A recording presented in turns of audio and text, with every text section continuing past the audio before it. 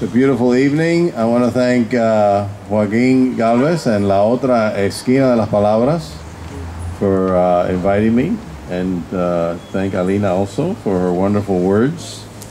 And I brought you some poems of mine that I've been publishing for the last 3 years. I know this looks like it's very large, but I'm not going to read everything here. I'll skip one or two. And this one's based on an old blazer, an old coat I have, which is, I'm too lazy to go and get new clothes. I mean, I hate shopping for clothes. For me, it's a torture. So this thing is already kind of beat up and thinning around the elbows, and I figured before I put it out of its misery, I should write something about it. So it's called Indexical Reflections, and it's based on some of the ideas and the theory of signs and symbols of Charles Sanders Peirce. The blazer elbows confess, thinning into the lightest shimmer, the new silk old wools become. Truly our robes know us, not merely because they buckle into our shape. We are indeed the acrid substance a spun air stands in for in closets and bins. And we are the hope of the soft shells dozing in dropped piles on chairs, on bedroom floors. No poem tells us better. No signature or print reveals more. The bellied shirt, the sock that holds the vault of foot like a party's side balloon, the cylindrical canvas of sleeve and leg, and the stretched thread of a neck-fat button will tabernacle a body so no one need betray himself. Alone among our possessions, our clothes age faster than we do. Gladly they ground themselves on the reef of fashion, bid us to go on, live, wear others out, even as they lump in bins, abandons dark planets. They hum us faithfully like dogs, happy and bitter. This is one called The Sons-in-Law, Sodom, and it's from Genesis 19, where the angel tells Lot that he's going to nuke the place, and if he knows anyone else in the city that needs to get out before it all breaks loose. And he says, yes, my daughters betrothed are here. So he goes to speak to the two men that are going to marry his daughters, but they scoff at the idea that Sodom is going to get nuked. And so they stay in Sodom. And Lot, of course, and his daughters and his wife leave rather famously. And the sons-in-law get, the same fate that everyone else gets in Sodom. And of course, I'm always thinking of exile, of the people who stayed and have to live in a totalitarian state, and those who get to live in freedom as we do, because we escaped, perhaps by luck. What makes you think, old man? A place that rose before my memory could die in our time. We've been besieged and taken once or twice, yet shook off those histories to tell of them and maybe jot a lesson here and there. We've seen the desert, but never without our spire's imprint or the shrouding wall. Look, see the flesh quivering on my arm and the muscles curl? Would you dream men could outrun marble and word? And if they could, they'd be condemned to ponder lost belonging from a foreign place. Who would wish to bury one's only land? We will stay in the shadows that know us, made us men, and will surely mourn us. Sodom ends each time we die.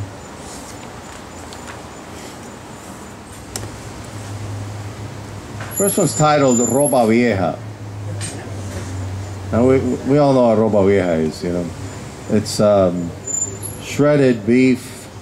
I love Ropa Vieja, but I thought, you know, it'd be cool to write a poem about Ropa Vieja, but it's much more fun to eat it than to read about it. So, Ropa Vieja. What a talent for unappetizing names my gluttonous people have. Old clothes. For ripped flank steak cooked in tomato and pepper and onion and garlic, and unwilling to dress up for any occasion. The dish that announces familiarity, that so few restaurants get right, in tribute to what hearth enshrines on common plate, on plastic doily, and a table where Formica has begun to retreat, beaten armor, giving up the plywood body that is also a tired thing, that circles itself like the strips of meat on the fingerprint tangle with onion and pepper, that always wears a laurel leaf, which victory and the rebel girl beg us not to eat, but put aside and ponder and savor the words of its residue.